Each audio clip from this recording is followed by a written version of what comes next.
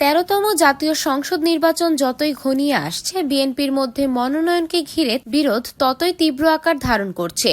পরিস্থিতিতে বিব্রত হয়ে পড়েছেন দলের শীর্ষ নীতি নির্ধারকরাও। বিদ্রোহী নেতাদের গুলশানে বিএনপি চেয়ারপারসনের কার্যালয়ে ডেকে মতবিরোধ নিরসনের উদ্যোগ চলছে।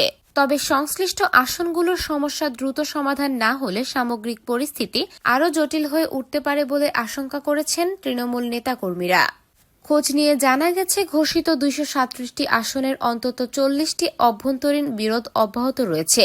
এসব আসনের মনোনয়ন বঞ্চিত নেতাদের অভিযোগ, সম্ভাব্য একক প্রার্থী মনোনয়নের ক্ষেত্রে স্থানীয় জনপ্রিয়তা ও রাজনৈতিক অবস্থান যথাযথভাবে মূল্যায়ন করা হয়নি।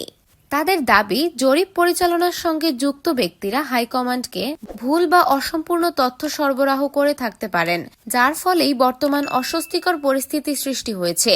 এই অবস্থায় সুনামগঞ্জ ৫, কুষ্টিয়া ১, কুষ্টিয়া ৪, ব্রাহ্মণবাড়িয়া ৪, নরসিংদী ৪, নাটোর ১, নারায়ণগঞ্জ ২, গাইবান্ধা ২, চট্টগ্রাম ১২ ও চট্টগ্রাম ১৩ আসনে প্রার্থী পরিবর্তনের ইঙ্গিত মিলেছে।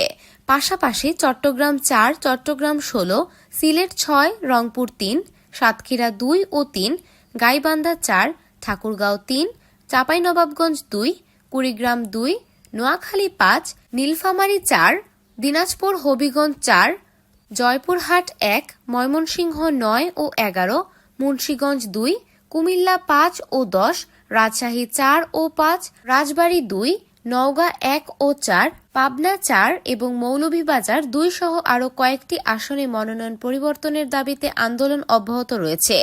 এদিকে ঘোষিত সম্ভাব্য প্রার্থীদের জন্য স্পষ্ট নির্দেশনা ছিল মনোনয়ন বঞ্চিতদের সঙ্গে নিয়ে ঐক্যবদ্ধভাবে প্রচারণা চালানোর। কিন্তু মাঠ পর্যায়ে দেখা গেছে, বেশ কিছু প্রার্থী হাইকমান্ডের এসব নির্দেশনা মানছেন না।